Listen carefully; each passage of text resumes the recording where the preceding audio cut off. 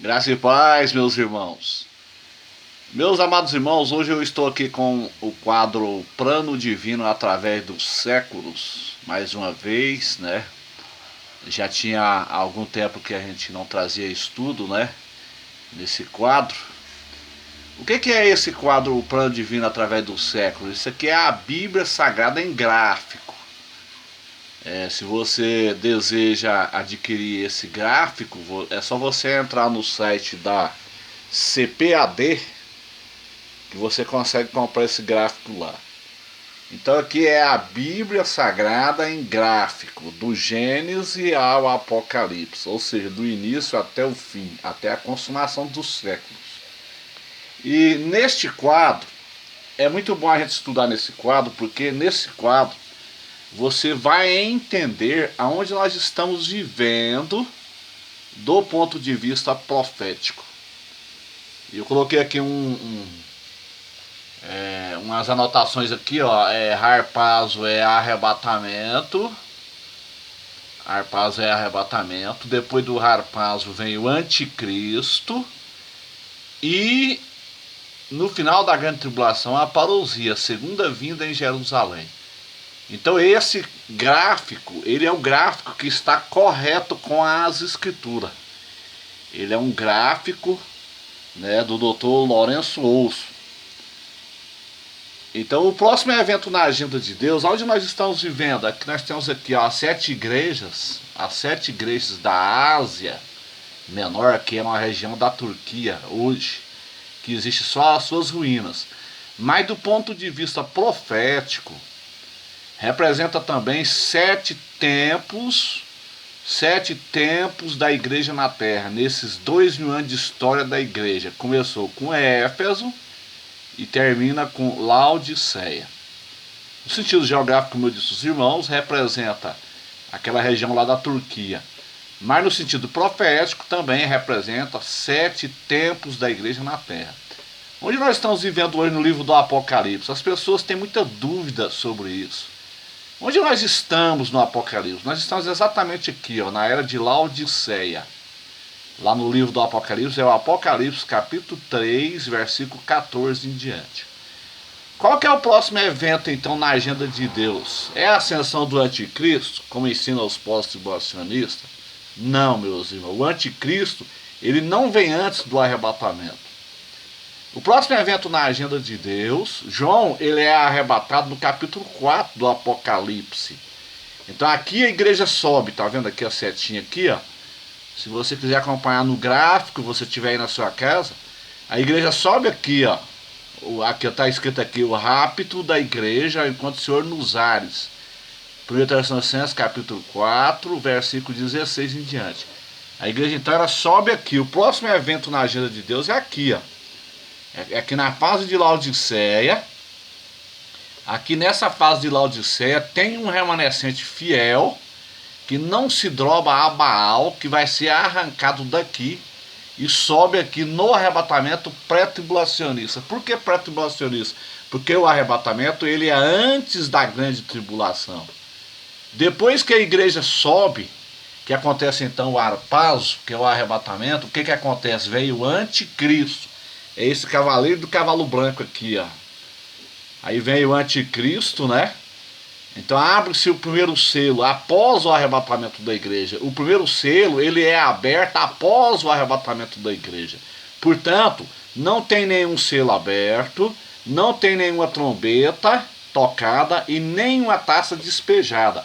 Todos esses eventos aqui, meus irmãos, ó, desse período aqui, ó, onde acontece o arrebatamento da igreja para cá, são eventos futuros. São eventos futuros.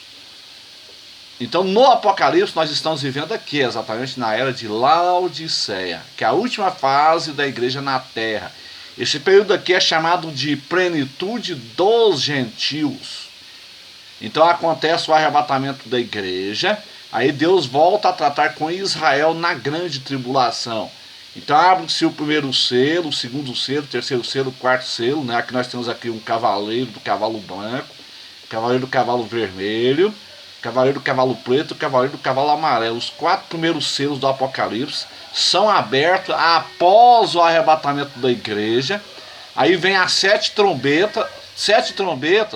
Então, os sete selos e as sete trombetas, eles são eventos que serão realizados nos 3 anos e meio iniciais da grande tribulação. Aí, nos 3 anos e meio restantes, aí vem então as 7 taças da ira de Deus. Aí no final da grande tribulação, Jesus volta com a igreja aqui, ó, que é a segunda vinda, ou seja, a parousia.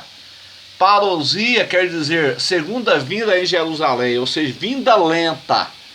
A parousia é a vinda lenta, o arrebatamento é o sequestro, rápido, tomado num abrir e fechar de olhos. Então a igreja de Jesus, ela não passa pela grande tribulação, ela sobe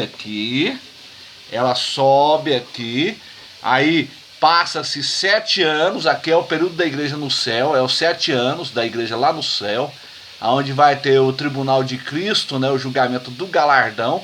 Logo assim que a igreja chega no céu, no arrebatamento, ela já vai para o tribunal do galardão. Um pouquinho antes dela descer na segunda vinda com Jesus, então tem as bodas do Cordeiro, que é realizada aqui praticamente no final dos 7 anos lá no céu.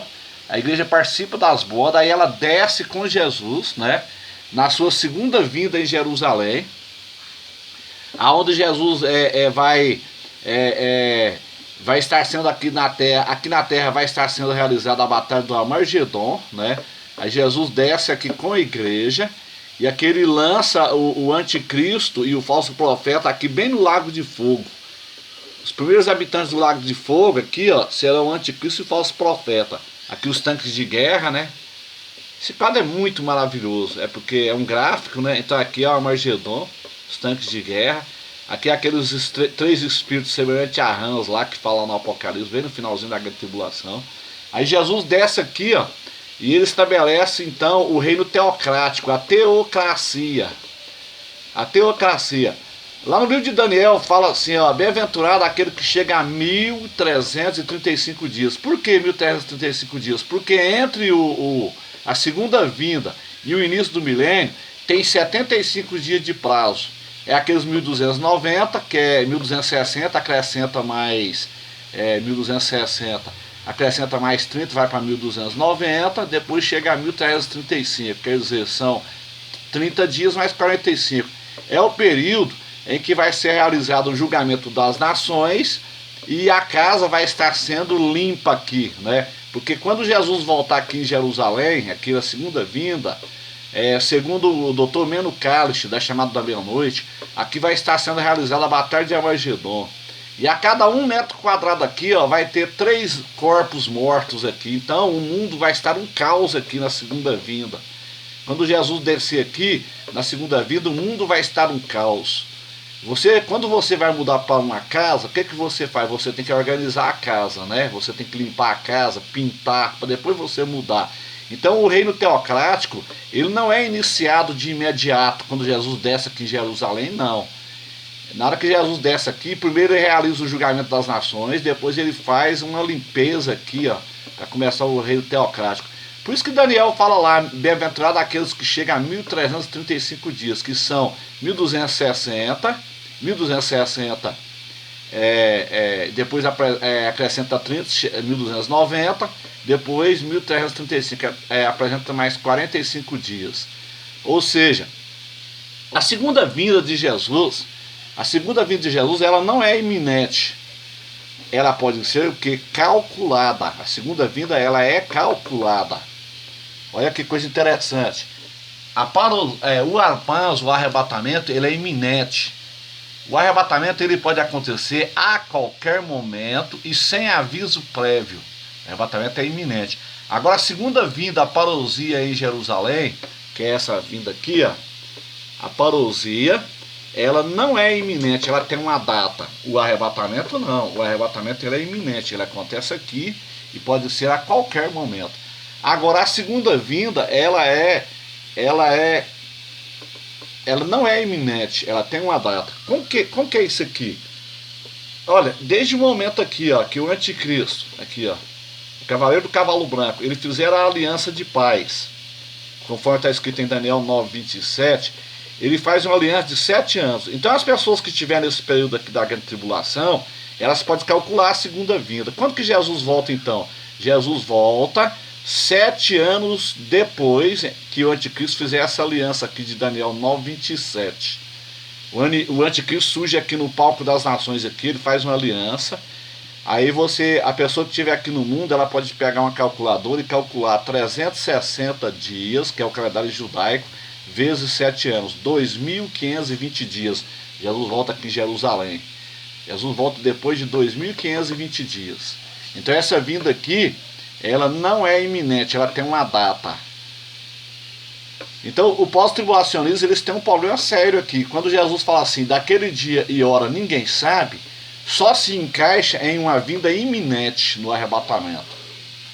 Só se encaixa em uma vinda iminente, porque a segunda vinda não é iminente, ela tem uma data. A mesma coisa acontece aqui, ó. Uma pessoa que é mesotribulacionista, por exemplo, que eles falam que Jesus vai arrebatar a igreja no meio da tribulação, o que acontece? Na hora que o anticristo quebrar a aliança aqui, ó, em 1260 dias depois que o anticristo fizer a aliança aqui, o acordo de paz, depois de 1260 dias ele rompe a aliança aqui, ó. Aí é simples, conta-se mais 1260 dias e Jesus volta aqui, ó. Né? Na metade da tribulação para frente, na hora que o anticristo quebra a aliança, conta 1260 dias, Jesus volta aqui em Jerusalém. Depois desses 1260 dias que Jesus volta, aí Daniel fala assim, Daniel fala lá, desde que o sacrifício é quebrado, conta-se 1290 dias. Por quê? Porque são 1260 dias quando Jesus volta, acrescenta mais 30, 1290 dias. 30 dias aqui é para o julgamento das nações, depois vem mais 45 dias, por isso que ele fala assim, bem-aventurado aquele que chegar a 1335 dias. Por quê? Bem-aventurado porque vai entrar no milênio, a pessoa que conseguir chegar aqui, ela entra no milênio. Então o milênio, ele não começa de imediato, na hora que Jesus volta aqui, tem 30 dias mais 45, são 75 dias, que é um espaço de tempo entre a segunda vinda e o início do milênio. Esse espaço de tempo é para julgamento das nações e arrumar a casa, né?